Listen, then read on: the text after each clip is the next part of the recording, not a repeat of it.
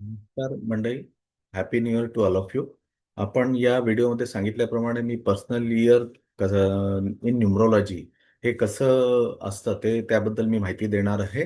तर आपण सर्वप्रथम बघूया पर्सनल इयर कसा काढतात तो, आणि त्यानंतर मग मी खऱ्या व्हिडिओला चालू करेल. सर्वात पहिले बघायचं झालं तर पर्सनल इयर जो काढतात,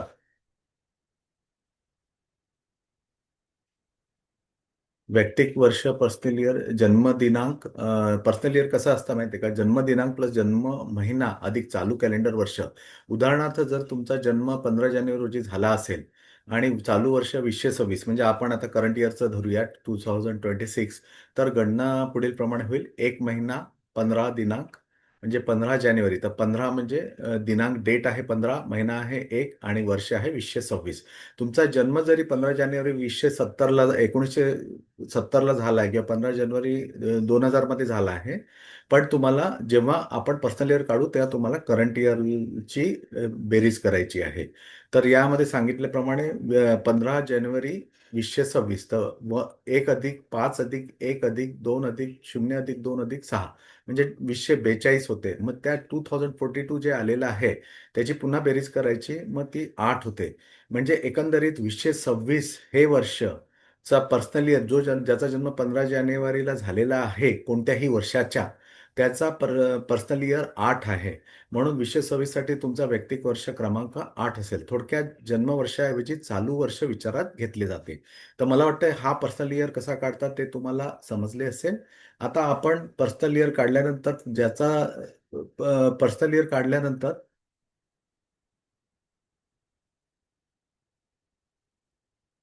तर पर्सनल इयर काढला जातो. हा, तर पर्सनल इयर जर तुम्हाला समजलं असेल तर तुम्ही तुमचा पर्सनल इयर यावर्षीचा काय आहे तो बघायचा. आणि त्याप्रमाणे आता इथून पुढे मी जे 1 ते 9 अंकाचं जे तुम्हाला डिटेल्स सांगणार आहे, तर त्याच्यामध्ये तुमचा जो पर्सनल इयर आहे त्या पर्सनल इयरचा तुम्हाला लागू होईल. तर ते मार्गदर्शन म्हणून तुम्ही या वर्षाचा तुमचा पर्सनल इयर गृहीत धरून आणि त्या पर्सनल इयरला तुम्ही कन्सिडर करायचं आणि त्या पर्सनल इयरची माहिती अशा पद्धतीने हे करायचे. जसं पर्सनल इयर आता आपण सुरुवात करूया. तर पहिला पर्सनल इयर जो आहे, each personal year number is associated with certain energies. जो पर्सनल इयर आपण एक म्हणतोय ना, तर पर्सनल इयर जो एक जर असेल तुमचा, तर तुम्हाला पर्सनल इयर वन ची एनर्जी राहील. सर्वप्रथम मी तुम्हाला युनिव्हर्सल इयर सुद्धा सांगू चाहतो. या वर्षाचा युनिव्हर्सल इयर जो आहे 2026, म्हणजे 2+2+6 केलं तर अ, अ, एक टोटल म्हणजे 10, म्हणजे 1+0 इज 1. तर हा जो पर्सनल इयर आहे, पर्सनली युनिव्हर्सल इयर जो आहे 2026, तो एकची एनर्जी आहे. तर ज्यांचा पर्सनल इयर वन राहील त्यांच्यासाठी सर्वोत्तम वर्ष जर कोणतं असेल तर हे वर्ष राहणार आहे. नवीन सुरुवात, नवीन व्यवसाय, नवीन आरंभ, नवीन कार, नवीन नोकरी, विवाह, आंतरराष्ट्रीय प्रवास, अशापैकी याच्यापैकी तुमच्याशी निगडीत जे काही तुमचे रिक्वायरमेंट असेल त्याप्रमाणे या पर्सनल इयर वन मध्ये होण्याची जास्तीत जास्त शक्यता आहे. आणि 1 ते 9 या चक्रातील ही जी एपिसायकल असते, 1 to 9, 1 2 3 4 5 6 7 8 9, ही जी एपिसायकल आहे तर याचं सुरुवात असते. ही फर्स्ट इयर म्हणजे पर्सनल इयर वन ज्याचा आहे त्याची ही एपिसायकलची सुरुवात होणार आहे. चालक मुलांक क्रमांक 8 वगळता, ज्याचा मुलांक 8 आहे वगळता, हे वर्ष सर्व आशीर्वाददायी मानले जाते. हे सर्वांना आशीर्वाददायी वर्ष आहे. पर्सनल इयर वनचा प्रभाव राजासारखा असतो. पर्सनल इयर वन म्हणजे कोण? तर पर्सनल वनचा मालक कोण आहे? तर सूर्यदेव. तर सूर्य म्हणजे राजा. पर्सनल इयर वन, वन म्हणजे राजा. सत्ता, अधिकार, कृतीची सुरुवात, उच्च ऊर्जा, उत्साह व संधी, सर्व काही या पर्सनल इयर वन मध्ये तुम्हाला मिळू शकते. तर अशा पद्धतीने आपण पर्सनल इयर वन काय आहे आणि हे अंमलबजावणी एक्झिक्युशन वर्ष आहे. सुरुवात चांगली झाली तर प्रवासाचा शेवटही उत्तम होतो. या वर्षात अधिक उत्साह व ऊर्जा मिळते, ज्यामुळे नोकरी, व्यवसाय, करिअर, घर, विवाह इत्यादी क्षेत्रातील अपूर्ण राहिलेली उद्दिष्टे व स्वप्ने साकार करण्यास मदत होते. त्यामुळे या वर्षातील क्षमतेचा लाभ घेणे अत्यंत आवश्यक आहे. थोडक्यात सांगायचे तर यावर्षी तुम्ही जे काही सुरू कराल त्याचा तुमच्या येणाऱ्या आयुष्याच्या एकूण यशावर मोठा प्रभाव पडेल. तर पर्सनल इयर वन अशा पद्धतीने आपण पर्सनल इयर वन बघितला. आता आपण पर्सनल इयर टू वर वळूया. पर्सनल इयर टू काय आहे? तर पर्सनल इयर टू हा चंद्राचा कारक आहे. 2 हा अंक चंद्राशी संबंधित आहे. तर यामध्ये काय होतं, तर याची समराईज करायचं झालं तर नातेसंबंध, सहकार्य आणि कटुनीती यावर केंद्रित असे वर्ष आहे. मंद गतीचे, हळूवार व संयमी वर्ष, सगळं काही स्लो होऊन जाणार आहे. ज्याचा पर्सनल 2 आहे त्याला यावर्षी त्याच्या ज्या ऍक्टिव्हिटीज आहे त्याला स्लो झाल्याची जाणीव होईल. मंद गतीचे, हळूवार व संयमी वर्ष, जागरूकतेचे वर्ष, कठोर परिश्रम करावे लागतात आणि देणे अधिक आर्थिक दृष्टीने फारसे अनुकूल नाही. काही नवीन सुरू करू नये, नवीन व्यवसाय टाळावा. त्यानंतर रगड रगड करून म्हणजे खूप मेहनत केल्यानंतर कुठेतरी काहीतरी तुम्हाला फायदा झालेला दिसू शकतो. हे अंकुरणाचे बीज पेरणीचे वर्ष आहे, त्यामुळे तुमच्या कृतीची गती कमी ठेवावी लागेल. राणीचे वर्ष असल्याने गती मंद असते, ती वेगाने धावू शकत नाही.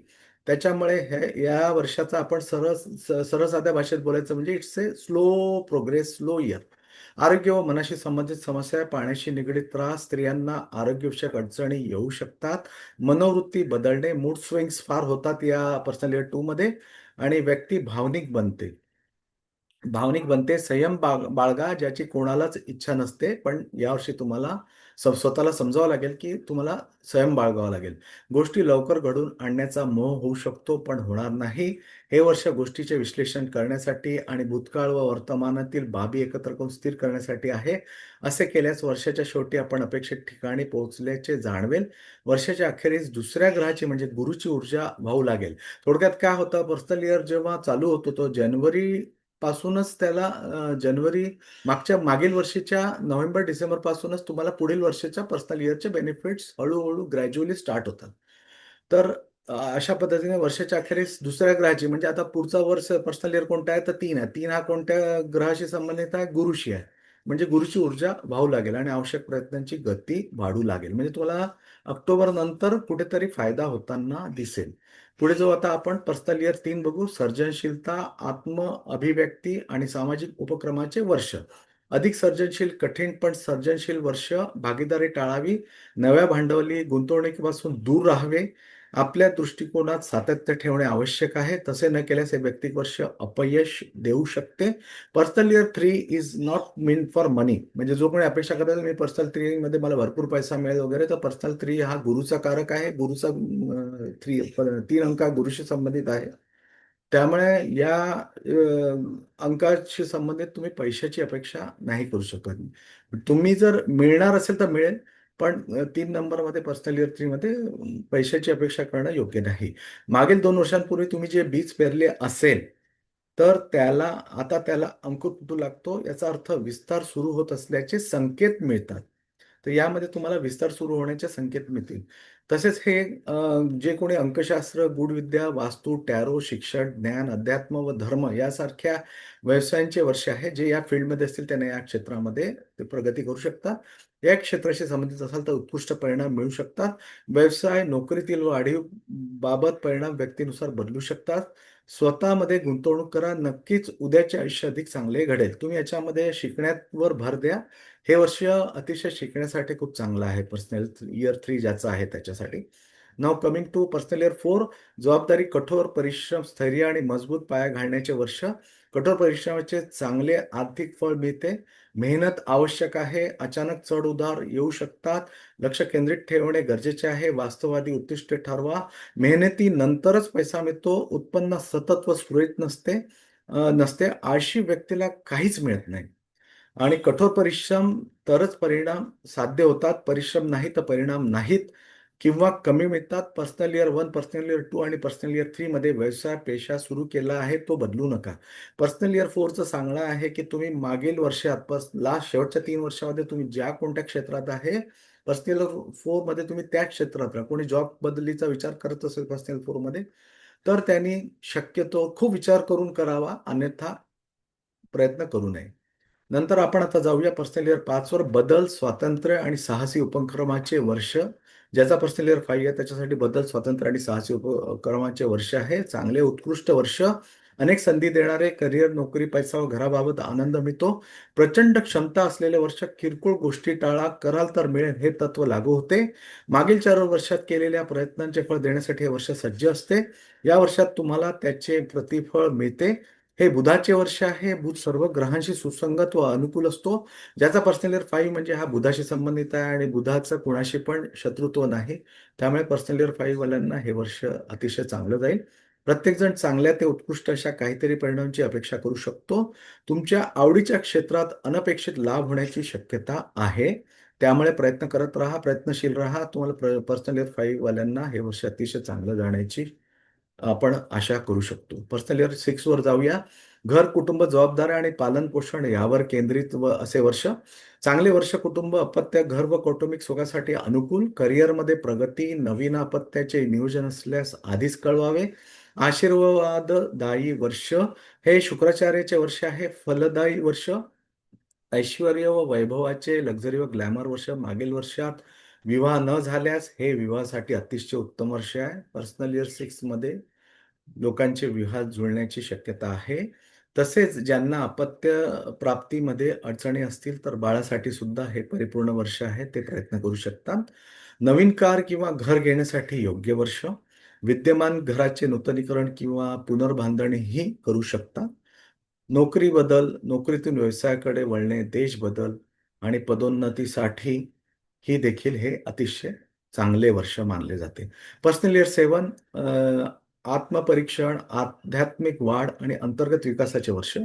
ठीकठाक मंद गतीचे वर्ष, अंतर्मुखतेचे, अंतर्गत विकासाचे व आध्यात्मिक प्रगतीचे वर्ष.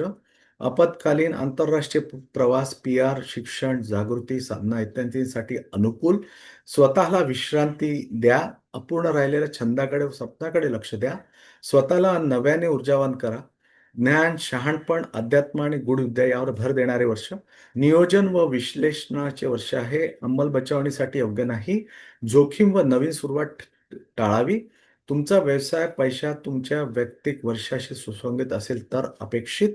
पर्सनल इयर 8 वर वळूया. पर्सनल इयर 7 हा केतूचा होता. पर्सनल इयर 8 हा शनिदेवाचा आहे. वेळ आणि पैसा, कठोर परिश्रमाचे वर्ष. कठोर परिश्रम करावे लागतील. आर्थिक लाभ होतो. मालमत्तेशी संबंधित प्रश्न सुटतात. मालमत्ता खरेदी विक्री, कामात पूर्णपणे गुंतलेले वर्कहोलिक राहण्याची प्रवृत्ती. हे शनीचे न्यायाधीश वर्ष आहे, जे कर्म, परिश्रम, पैसा व वित्ताचे द्योतक आहे. या वर्षातील परिणाम मागील वर्षात केलेल्या परिश्रम व कर्माच्या मूल्यमापनावर आधारित असतात. स्थावर मालमत्तेची म्हणजे रिअल इस्टेट खरेदी किंवा विक्री करताना योग्य किंमत मिळते. पर्सनल इयर 8 हा एक वर्ष आहे ज्याच्यामध्ये तुमचे जर प्रॉपर्टीज असतील तर प्रॉपर्टी डीलिंगमध्ये तुम्हाला बेनिफिट, चांगला चांगला नफा होऊ शकतो, असं पर्सनल इयर 8चं सांगणं आहे.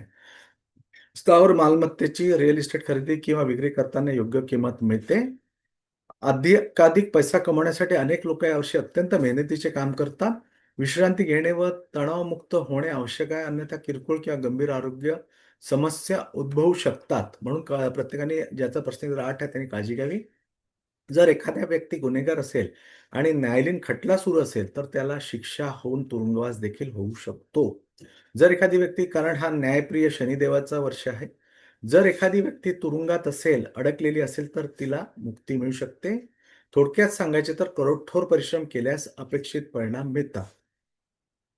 आणि सांगायचं झालं तर पर्सनल इयर 8 ला हे जे या वर्षीचं आपण सुरुवातीला मी जे सांगितले, की हे वर्ष जे आहे सूर्यदेवाचं आहे. कारण 2026 ची टोटल केली तर 1 येते. 10 10 येते, 10चा 1 अधिक 0 म्हणजे 1 येतो. तर सूर्यदेवाचं वर्ष आहे, त्यामुळे पर्सनल इयर 8 असलेल्या व्यक्तींना हे वर्ष त्रासदायक जाण्याची शक्यता आहे. तर त्यांनी काळजी घ्यावी. सुरुवातीपासूनच अलर्ट राहिलेले बरे. आता आपण वळूया पर्सनल इयर 9 अखेरचा. आणि पर्सनल इयर 9 हा पूर्णत्व, समाप्ती आणि मानवतावादी कार्याचे वर्ष. बदल आणि सोडून देणे, ऑडिटचे वर्ष. सावध रहा, नोकरी समाप्ती, टर्मिनेशनची शक्यता. स्वतःचे ऑडिट करा. भांडवली गुंतवणूक टाळा. वयस्क व्यक्तींचे निधन होण्याची शक्यता. घरात जर कोणी वयस्क व्यक्ती असतील, ओल्ड लोक असतील तर त्यांची काळजी घ्या, कारण त्यांचे त्यांचे निधन देखील होऊ शकते या पर्सनल इयर 9 मध्ये. नवीन काही सुरू करू नये. अत्यावश्यक असल्यास पर्सनल मंथ हा एक दुसरा कन्सेप्ट आहे. पर्सनल इयर जसा असतो तसा एका वर्षामध्ये पर्सनल मंथ पण असतो. तर ते पर्सनल मंथचा माझा जर तुम्ही आधीचा व्हिडिओ पाहिला तर ते पण तुम्ही व्हिडिओ बघू शकता. त्याच्यामध्ये तुम्हाला पर्सनल मंथ काय असतो, तो कसा कॅल्क्युलेट करतात ते काढता येईल. आणि तर तुम्हाला जर काही अत्यावश्यक असल्यास, म्हणजे बदल करणे अत्यावश्यक असल्यास, नवीन काही सुरू करायचे असेल आणि बदल अत्यावश्यक असल्यास तरच पर्सनल मंथ 1, 5 किंवा 6 मध्ये करावा. अन्यथा पर्सनल इयर 9 मध्ये कोणतेही बदल घडून आणू नये. करिअर जपा, विकेट वाचवा, परिवर्तनाचे वर्ष असे पर्सनल इयर 9 चे सांगणे आहे. 1 ते 9 या चक्रातील हे शेवटचे वर्ष आहे. मागील 9 वर्षात तुम्ही केलेल्या कार्याचे पुनर्मूल्यांकन व लेखापरीक्षण करण्याचे वर्ष आहे. व्यवसाय, आरोग्य किंवा नातेसंबंध या क्षेत्रात फार मोठ्या अपेक्षा ठेवू नका. वर्ष सुरळीत गेले तर त्यालाच बोनस असे समजा. नवीन कल्पनाची अंमलबजावणी पुढे ढकलण्याची आणि वैयक्तिक वर्ष एकची वाट पाहण्याची शिफारस केली जाते. वर्षाच्या शेवटी दिशाभूल होण्याची किंवा अनावश्यक अडचणींमध्ये अटकण्याची शक्यता असू शकते. तर असे हे वैयक्तिक वर्षाच्या पर्सनल इयरवर आधारित आपण 1 ते 9 पर्सनल इयर 9 चे भविष्य बघितले. वर्षभर सातत्याने पुनर्मूल्यांकन करत राहा. तुमच्या वैयक्तिक वर्ष क्रमांक मौल्यवान अंतर्दृष्टी देतो, पण तो ठरलेला किंवा अपरिवर्तनीय नसतो. वर्ष जसजसे पुढे सरकते, तसतसे अंकशास्त्रीय प्रभाव तुमच्या आयुष्यात कसे कार्यरत आहे, याचे पुनर्मूल्यांकन व चिंतन करत राहा.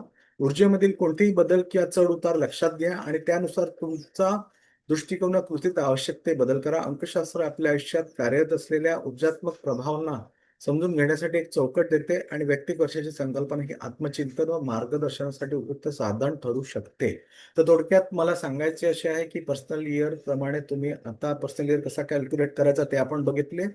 त्याच्यानंतर personal year 1 to personal year 9 ज्याचा जो पर्सनल इयर आहे त्यांनी कोणत्या गोष्टी कराव्या त्या पर्टिक्युलर वर्षामध्ये कोणत्या गोष्टी करू नये हे मी या व्हिडिओद्वारे कव्हर केले. आणि तसेच हे आहे 2026 ची टोटल केली तर एक येते.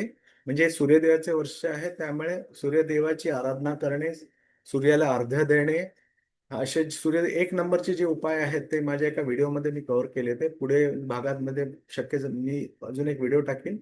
त्याच्यामध्ये यावर्षी लोकांनी नियमितपणे कोणते उपाय करावे ते मी देखील पर्सनल इयर प्रमाणे कोणते उपाय करता येतील ते आम्ही पुढील व्हिडिओमध्ये टाकेल. हा व्हिडिओ आपण शेवटपर्यंत बघितल्याबद्दल मी आपला खूप खूप आभारी आहे. ज्यांनी अजूनपर्यंत Avdhoot research YouTube channel subscribe नाही केले त्यांनी कृपया सबस्क्राईब करावे. धन्यवाद. Thank you.